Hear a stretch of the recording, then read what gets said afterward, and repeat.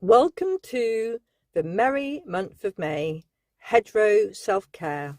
Today we will be walking with Hemlock. Reclaiming Cassandra, the cost of truth and the whisper of Hemlock. Today we're looking at a slightly different plant that I have met in the hedgerows.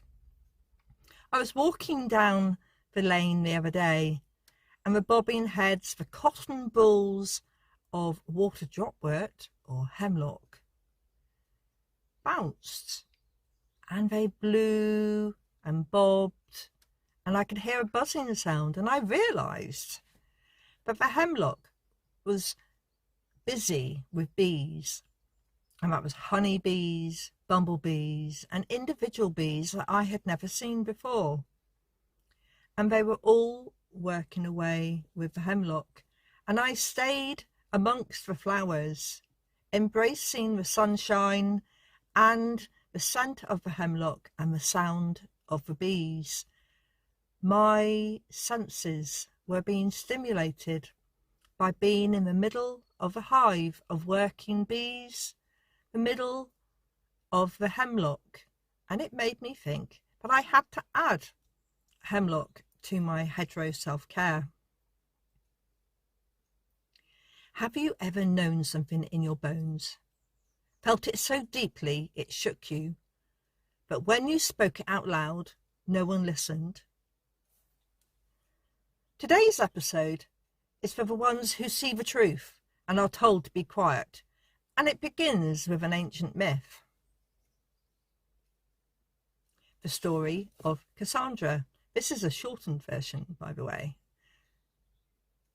Many years ago, there was a place called Troy, and within it lived a woman whose name was Cassandra.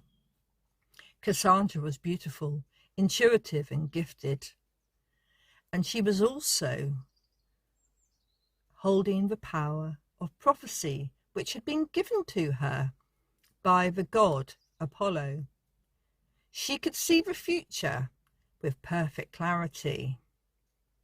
But here is another angle to the story, is Apollo was rather interested in Cassandra, and he wanted her to become one of his conquests, but she refused his advances.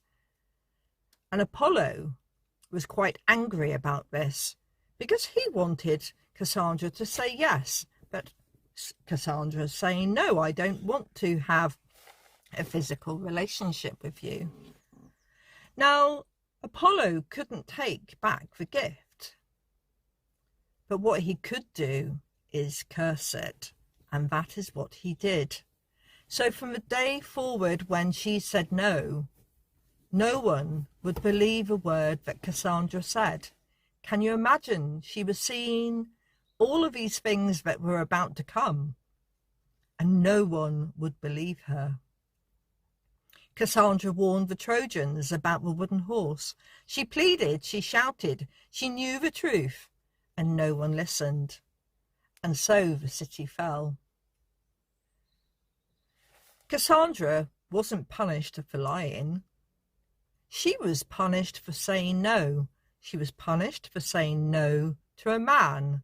She was punished for saying no to Apollo, a male god.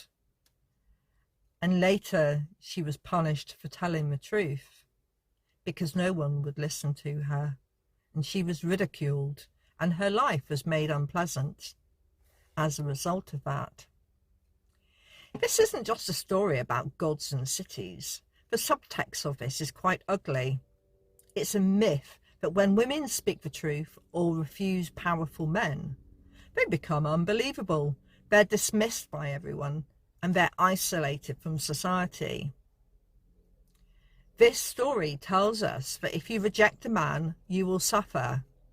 If you speak an uncomfortable truth, you will be silenced. What does that teach people? That we shouldn't be telling the truth? Yet I recall being told as a child to tell the truth and to be honest. But this story, like many old stories, plants an idea in people's heads that women's wisdom comes with a cost, and that autonomy, especially for women, is dangerous. That the truth is only palatable and acceptable when it serves those in power. Does this sound familiar to you? Can you think of any other stories that link to this? And how does this link to Hemlock? Well, Hemlock, look at it bouncing beautifully in the hedgerows. It's a beautiful, lush, with feathery leaves, and it's often mistaken for cow parsley by some people who might want to pick that plant.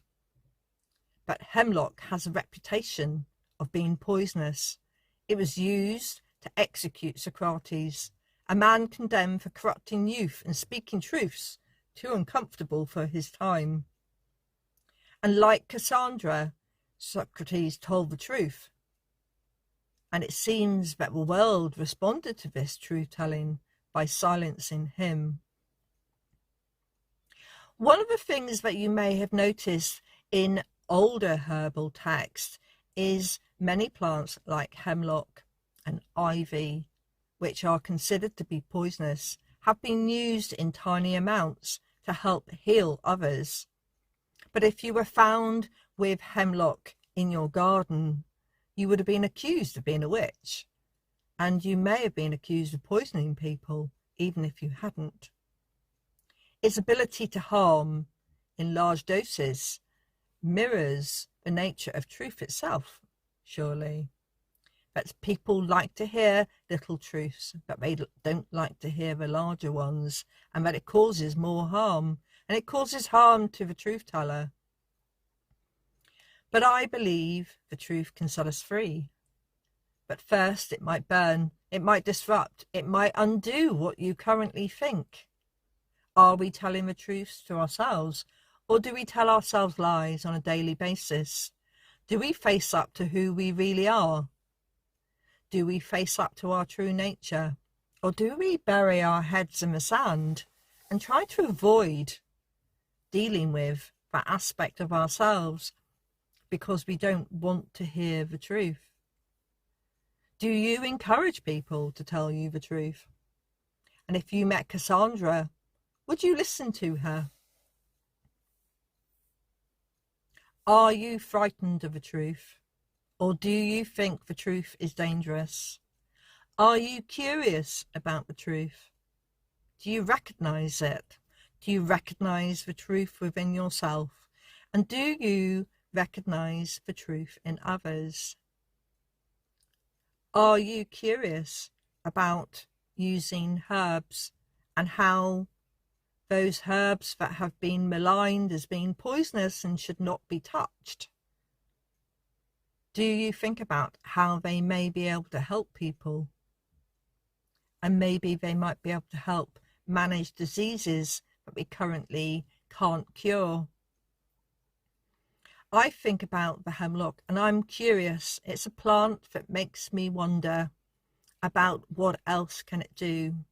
And when I see it in abundance, there has to be a reason that nature has created it in that place and the purpose of it.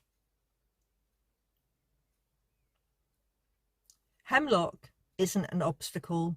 It's not just a poison. It's a reminder that sometimes the things that we think are here to hurt us are simply asking to be acknowledged, respected, and listened to. Remember, Cassandra's voice was never lost. It was just unheard.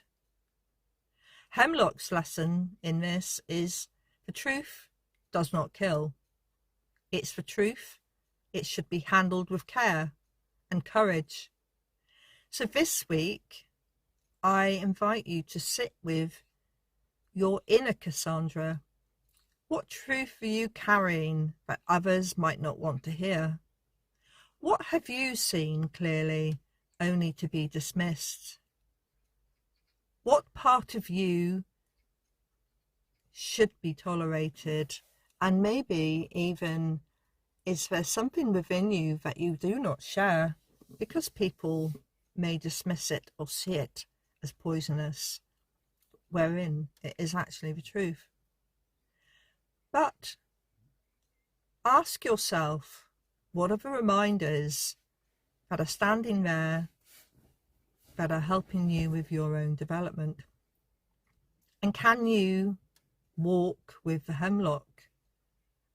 Look for the truth within yourself, and even how the truth can open the dark side, and how would you manage that?